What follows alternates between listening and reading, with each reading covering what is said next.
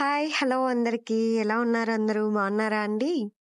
నేనైతే ఈరోజు Andhra chilli chicken, పచ్చిమిర్చి చికెన్ అయితే చేయబోతున్నాను.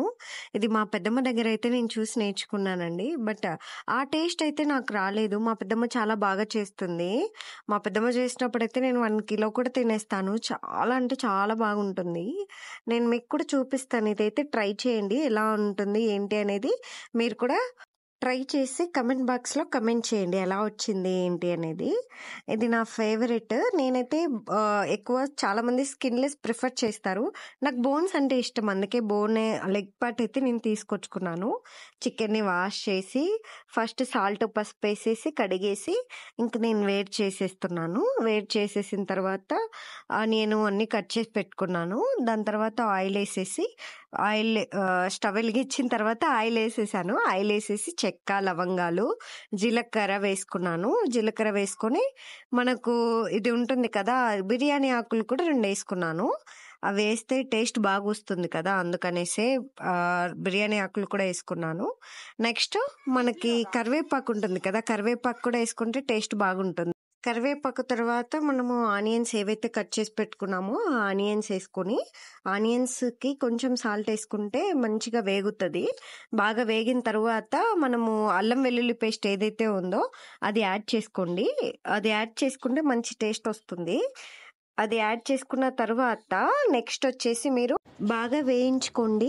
అది ఆనియన్స్ బాగా ఫ్రై అయితే మంచిగా టేస్ట్ అయితే మీకొస్తుంది. మా పెద్దమ్మ చేస్తే మంచిగా వచ్చింది. నేను చేస్తే అంత టేస్ట్ అయితే రాలేదు నాకు. అంటే ఒక్కొక్కరు చెయ్యి వాటమంటారు కదా! ఆ విధంగా.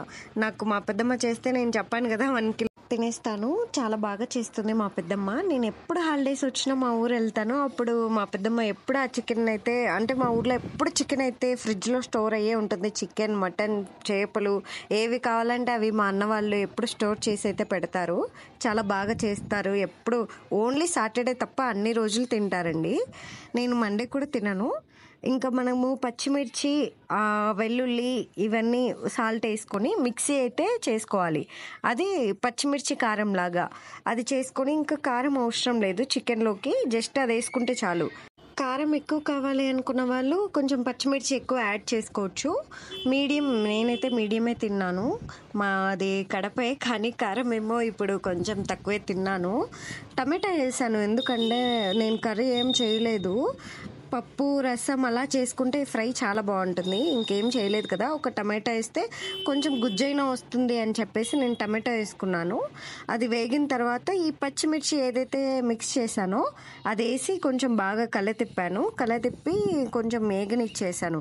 అంటే పచ్చిమిర్చి స్మెల్ అంతా పోయినంత వరకు కొంచెం వేయించుకోవాలి అంటే పచ్చిమిర్చి స్మెల్ ఇవన్నీ అయిపోయిన తర్వాత మనకి చికెన్ స్మెల్ అనేది బాగా అంతా వెళ్ళిపోయి బాగా ఏగింది అనిపించినప్పుడు మనకి ఇంకా ఏదైతే ఫస్ట్ ధనియాల పొడి వేసుకోవాలి. ధనియాల పొడి వేసుకున్న తర్వాత ఆఫ్టర్ దట్ ఇది గరం మసాలా ఏదైతే ఉందో అది వేసుకోండి.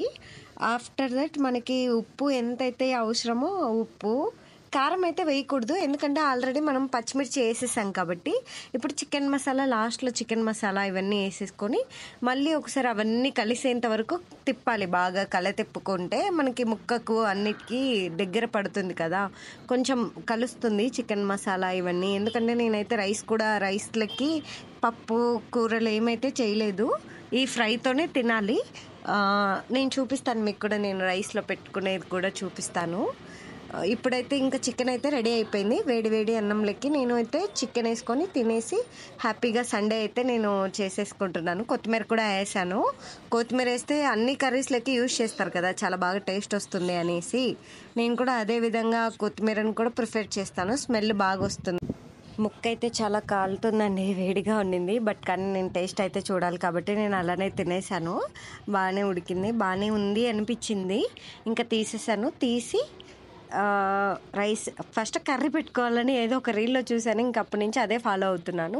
కర్రీ వేసుకున్న తర్వాతనే ఇంక రైస్ వేసుకొని బాగా తినేసి హ్యాపీగా సండే అయితే ఎంజాయ్ చేశాను.